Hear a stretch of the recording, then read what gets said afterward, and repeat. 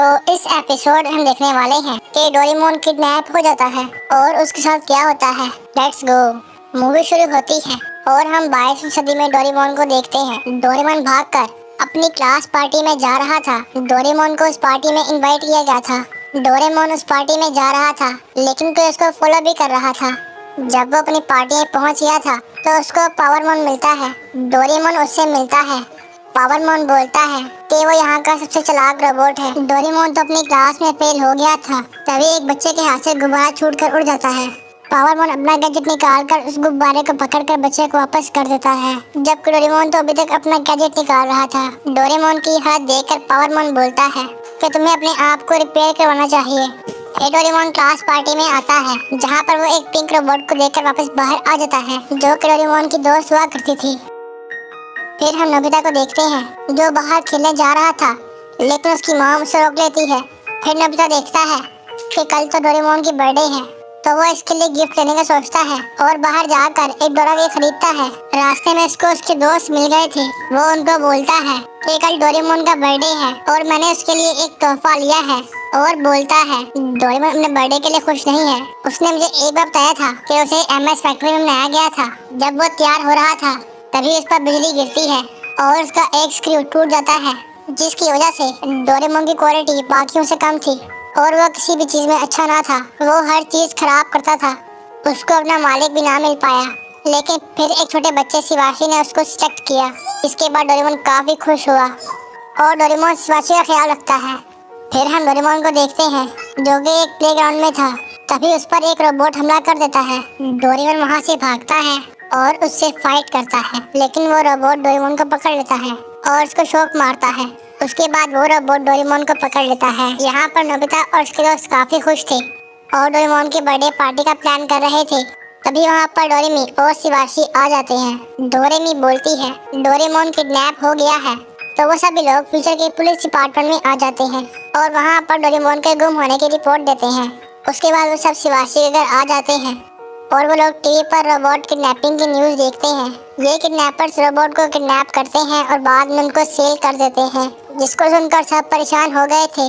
शिवाशी बोलता है कि वो किडनैपर्स रोबोट को किडनैप करके उनकी मेमोरी डिस्ट्रॉय करते हैं ताकि वो भूल जाएंगे कौन सा गैजेट इस्तेमाल करना है और जो भी उनकी मेमोरी में होता है वो सब कुछ।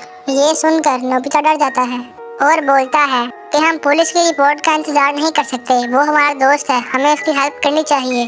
और वो सब डोरेमोन को ढूंढने के लिए निकल पड़ते हैं। यहाँ पर डोरेमोन एमएस फैक्ट्री में था जहाँ पर रोबोट्स बनते थे और ये वो इंसान था जो रोबोट को बनाया करता था।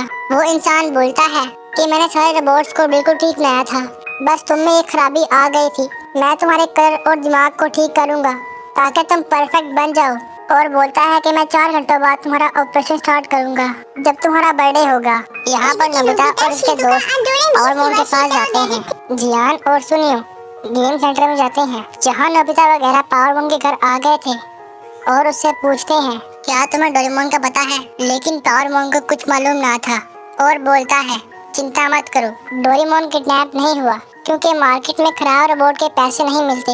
ये सुनकर नोबिता को काफी गुस्सा आता है। जाने से पहले पावरमोन अपना एक डिवाइस नोबिता पर फेंक देता है। फिर वो सब पिंक रोबोट के पास आते हैं और उससे भी डोरेमोन के बारे में पूछते हैं। पिंक रोबोट बोलती है मैं भी नहीं जानती।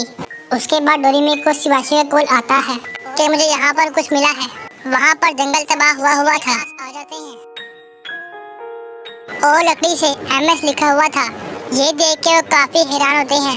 नोबिता को एयरगन मिलती है। जियान और सुनियो को एक औरत दिखती है जिसके बैग में कुछ था तो वो लोग इसका पीछा करते हैं और देखते हैं कि एक औरत सुनसान फैक्ट्री में जाकर वो बैग देती है।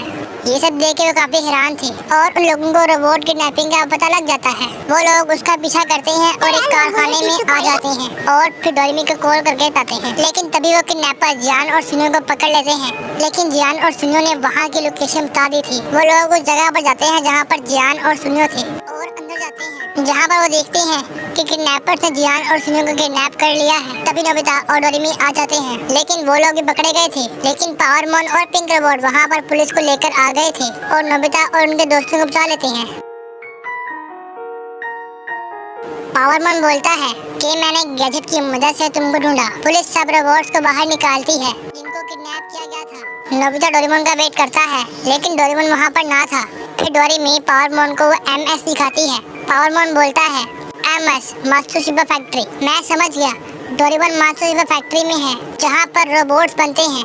उसके बाद सब लोग MS फैक्ट्री में जाते हैं और वहाँ पर एक गार्ड को मारकर अंदर घुसते हैं। उसके बाद वो लिफ्ट से ऊपर जाते हैं और रास्ते बनाकर आगे बढ़ते हैं।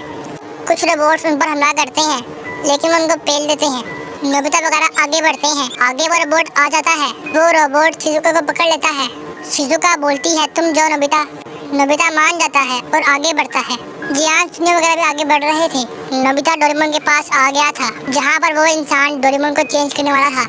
वो इंसान बोलता है, तुम्हारे चेंज होने के बाद तुम्हारी मेमोरी भी मिट जाएगी। और काम स्टार्ट करने वाला ही था कि तभी नोबिता आ जाता है। डोरेमोन बोलता है, नोबिता ये मुझे चेंज कर रहा है तो मैं सब कुछ भूल जाऊंगा, तुम्हें भी। जिसको सुनकर नोबिता काफी दुखी होता है और बहुत रोता है। और ये लोग कुछ बातें वगैरह करते हैं और नोबिता बाहर आ जाता है।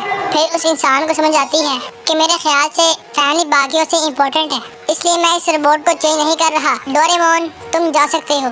फिर डोरेमोन बाहर आता है और काफी हंसता है और बोलता है कि मैं वही डोरेमोन हूँ, जिसको देखकर नोबिता काफी खुश होता है और काफी रोता भी है। और फिर ये लोग अपने टाइम में आ जाते हैं और इसके साथ ये एपिसोड एंड होता है। Bye bye.